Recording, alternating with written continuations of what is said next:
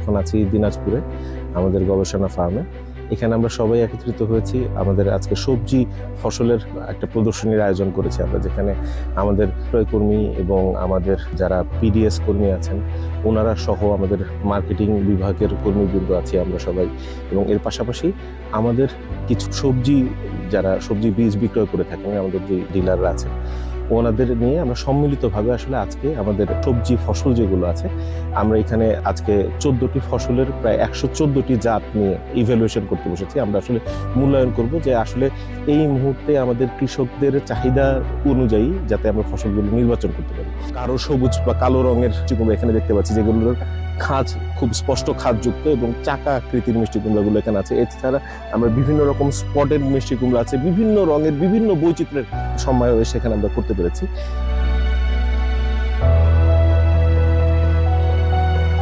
আগামী ২-৩ বছরে আমাদের এখানে যে ভ্যারাইটিগুলি আসবে R&Dর মাধ্যমে, রিসার্চের মাধ্যমে, সেই ভ্যারাইটিগুলো এখানে প্রদর্শিত হচ্ছে। কারণ আগামী 2028-29 সালের মধ্যে আমরা ভেজিটেবলের টপ কোম্পানির মধ্যে আমরা অবস্থান করতে চাই। সেই লক্ষ্যে আমরা কিন্তু ভেজিটেবল নিয়ে কাজ করছি এবং আমাদের রিসার্চ সেন্টারগুলি কিন্তু সেভাবেই কাজ করে যাচ্ছে। আমাদের ব্রিডাররা কাজ করছে।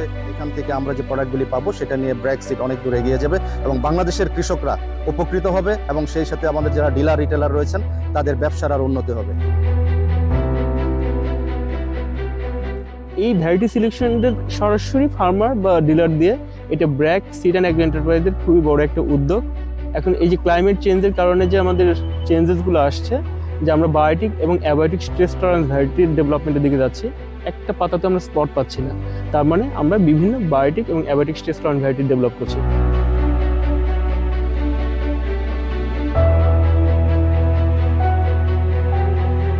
তো আমরা এখানে ঘুরে দেখলাম ব্র্যাক নতুন অনেক ভ্যারাইটি নিয়ে কাজ করতেছে।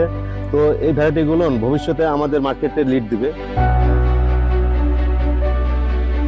আমরা সবজি বীজ বিক্রি করি, তাদের সবজি বীজগুলা কীরকম সেটা স্বচক্ষে দেখার জন্যে ওনাদের এই দিনাজপুর R&Dতে নিয়ে আসছে। বাস্তবে দেখে মনে হচ্ছে আসলে ব্র্যাকের বীজ বিক্রি করা যাবে। ওদের ভবিষ্যতে ব্র্যাকের যে সবজি বীজ বিক্রি করতাম তার চাইতে এখন মনোবল বাড়ছে, আরও বেশি বিক্রি করবে।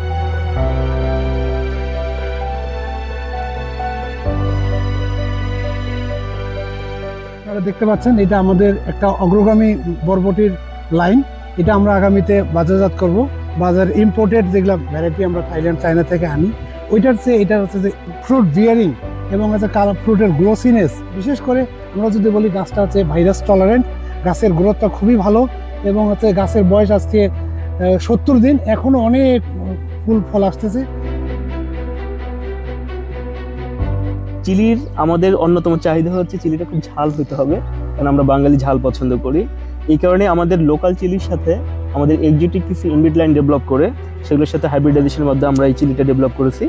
এটার সবচেয়ে বড় বৈশিষ্ট্য হচ্ছে এই দেশি চিলির মতো প্রচণ্ড ঝাল এবং নর্মাল যে চিলির উৎপাদন তার চাইতে প্রায় 1.5 থেকে 2 গুণ বেশি। আমরা হেটেরোসিসে বললে প্রায় 70 থেকে 80% বেশি হেটেরোসিস হয় এবং এটা গ্রিন চিলি, এবং আপনি যদি চিলি পাউডার হিসেবে করতে চান সেটা করতে পারবেন। ওয়াটার লগিং একটা বড় problem, up to 7 to 10 days water logging এটা টলারেট করতে পারে, যার কারণে এই ভ্যারাইটিটা আমি আশা করি বাংলাদেশের কৃষির জন্য ও কৃষকদের জন্য খুব বড় একটা মাইলস্টোন হয়ে দাঁড়াবে। এই লাউটা 1113 জাতের এবং এটা দেখতে পাচ্ছেন আপনারা, এটা সাদা আকৃতির লাউ এবং এটার সাইজ হচ্ছে ফ্যামিলি সাইজ, খুবই চমৎকার। এবং এটার বিয়ারিং হ্যাবিট যদি আপনারা দেখেন, প্রতিটা নোডে নোডে কিন্তু এর ফল আছে এবং আমরা মনে করছি যে এই জাতটা বাংলাদেশের এই যে ছোট ফ্যামিলি এখন হয়ে যাচ্ছে সেই ফ্যামিলিদের জন্য ভালো একটা জাত হবে এবং আশা করছি যে কনজিউমাররাও যেমন এটাতে হ্যাপি হবে, আবার ডিলার ভাইরাও বীজ ব্যবসা করে এটা লাভবান হবে।